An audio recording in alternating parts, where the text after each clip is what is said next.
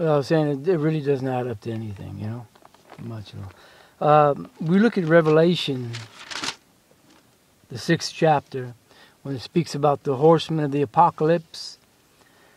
In verse 12 it says, And I beheld when he had opened the 6th seal, and lo, there was a great earthquake, and the sun became black as sackcloth of hair, and the moon became as blood.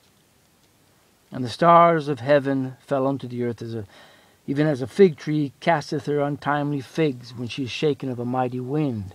So this is the blood moon. This is when the moon turns into blood. It's not talking about every so many years when you get a pink hue because of the atmosphere or something. This is the whole different thing, the moon turning into blood right here. Great earthquake, the sun became as black as sackcloth, and the moon became as blood. We read the similar thing in the book of Joel. You know, where Peter said in Acts it was fulfilled that the young men and the maidens would prophesy because the Spirit was poured out. In chapter 2 of Joel, verse 28, And it shall come to pass afterward that I will pour out my Spirit upon all flesh, and your sons and your daughters shall prophesy. Your old men shall dream dreams, and your young men shall see visions. Verse 30, And I will show wonders in the heavens and in the earth, blood and fire and pillars of smoke. The sun shall be turned into darkness, and the moon into blood, before the great and the terrible day of the Lord Jehovah come. And it shall come to pass that whosoever shall call on the name of the Lord, the name of God is Jehovah, or Yahovah, however you want to pronounce it, shall be delivered.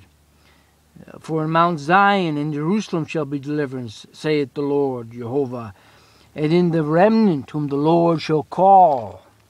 Those people that have His Spirit inside them, that know God, that aren't the phony, lukewarm, fake Christians that go around and say, we must be good little Christians. This is what it means to follow Jesus. Just be nice and be like a little good boy.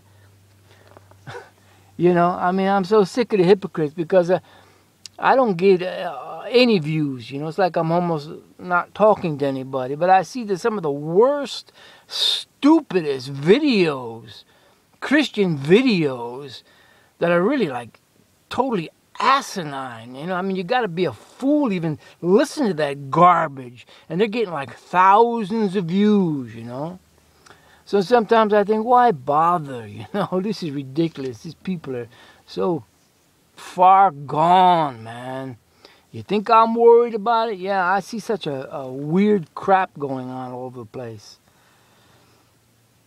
you know. But anyway, pillars of smoke. It says it talks about the verse 22 of chapter 2. Be not afraid, ye beasts of the field, for the pastures of the wilderness do spring, they bear fruit, you know. Because before this, there was a great army that God had sent that destroyed all of the vegetation, no food for the beasts. Verse 20 of chapter 1, the beasts of the field cry also unto thee. They're crying unto God, for the rivers of waters are dried up, and the fire hath devoured the pastures of the wilderness. So that's famine, you know.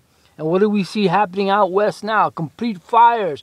I just drove out to Montana, and there was fire, smoke all the way. Yeah,